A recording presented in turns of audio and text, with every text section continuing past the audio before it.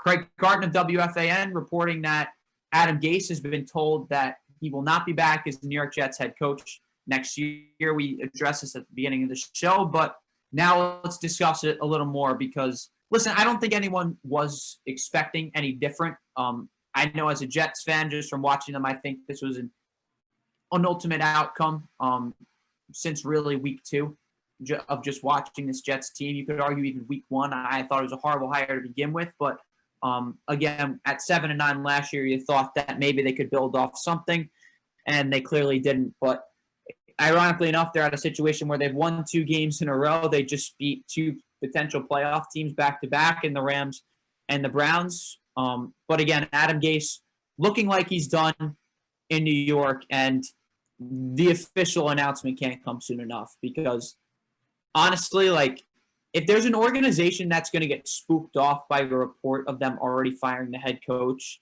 and then turning their back on it, it's the New York Jets. We all know it. I don't think that's going to happen, but listen, we have seen a lot crazier in the past with this organization, but to get off of all the hypotheticals and myths that I could come up with where Adam Gase is going to be a Jet, because it's not even worth discussing at this point and not worth fretting over.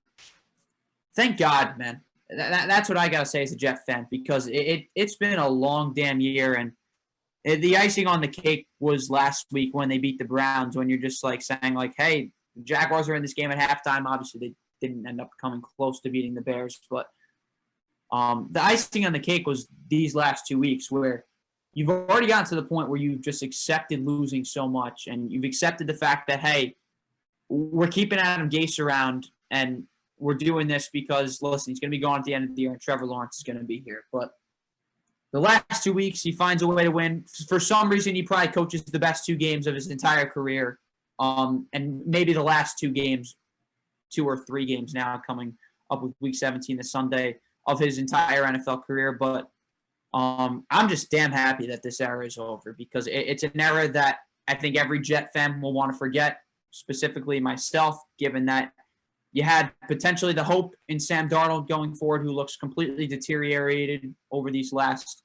few seasons, even with what he's shown the last 2 weeks. And this has just looked like a fan base that has been dead inside for the last 3 years. And hopefully the firing of Adam Gase will change that. Again, there's a lot of work to be done, but from a personnel standpoint and a front office standpoint, I think the Jets are moving in the right direction. And that's besides the Gase firing. But I think this is an organization that has a bright future with Joe Douglas at the helm, tons of cap space, tons of draft picks going forward. The most important thing they do is not the next quarterback, it's the next head coach. Because we've seen them try to do the quarterback with a terrible head coach, with 2 terrible head coaches, that is, and it hasn't worked out. And if we've learned anything over these last few years as Jets fans, it's that the head coach is the most important position in football. Maybe you could argue the quarterback, and that's definitely an argument there, but having a good head coach is as important as anything in football, and the Jets haven't had that in a long time, and this has to be the one that they get right. The word that comes to mind for me is disappointing, because I got to tell you, I feel like Adam Gase with the way that they've been playing hard, man, the last 2 weeks, and the wins over playoff teams. And I just feel like he might deserve another shot. No, I'm just kidding. I know. I just had to say it. Yeah, no, it can't come soon enough if you're a Jets fan, because this has been a complete disaster. And the biggest thing is that you come in there and you're brought in to develop the young quarterback, and you don't get that done. Sam Darnold looks like I think maybe what I found to be an interesting comparison actually was sort of Alex Smith before Jim Harbaugh got there, right? The same sort of guy who was really labeled a bust and could potentially resurrect his career with a new head coach or somebody in there who really knows what he's doing. But yeah, Sam Darnold is the biggest disappointment and the biggest evidence of the failure that Adam Gase has been as the head coach of the New York Jets. And you can look to, okay, well, they're 2-13, or that they haven't played well in situations, haven't been able to beat teams in their division, but it all comes back to the quarterback. And you said at the end of what you were just alluding to, which I found a little interesting, saying that the head coach is the most important position on a football team. And you might be right, you might be wrong. I feel like it's a chicken or the egg, right? So maybe if Adam Gase comes in and coaches a Peyton Manning or a guy who is well established and a veteran, he could have success and figure things out because he's not in charge of developing that quarterback. But when it's a young quarterback, yeah, a head coach or someone who's in there to develop him is absolutely essential. It's amazing that we're using the Buffalo Bills as the model now, right? But in the same way, Brian Daboll has done an absolutely outstanding job of developing Josh Allen, and Sean McDermott, their head coach, has done an excellent job of allowing Brian Daboll to develop his quarterback. And it's just the growth and the things that we have seen from him and just being able to continually get better. Not something we've seen from Darnold at all. That is supremely disappointing. When you take a dude third overall, you don't want to be sitting there 2 years later, 3 years later saying, man, I hope we lose this game so we get the number one pick so we can draft this guy who's a quarterback. That's not the position you want to be in, as good as Trevor Lawrence is. And I don't know that people are necessarily making the argument that Sam Darnold is washed, can't play. I hear from a lot of Jets fans now, understanding that they aren't getting Trevor Lawrence, maybe we should give Darnold another shot.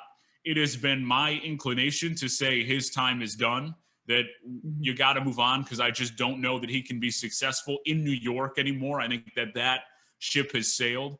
But that, to me, is the biggest unequivocal failure of Adam Gase. It's not about anything else.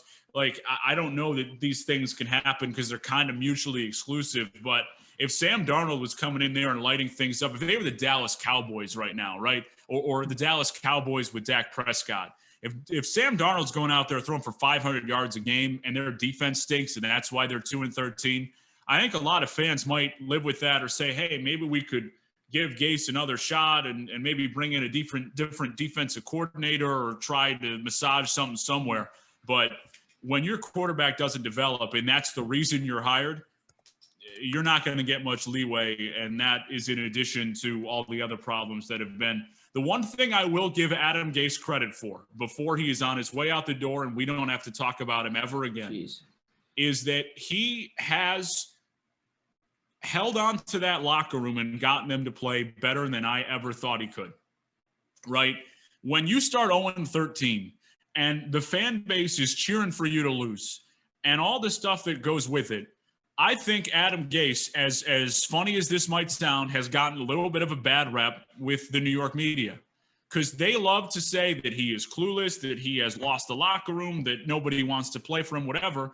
But when you win those two games, that's not true. So, I mean, he's not done a good job. And again, I just went on for 5 minutes about how he hasn't done a good job with what he was brought in to do.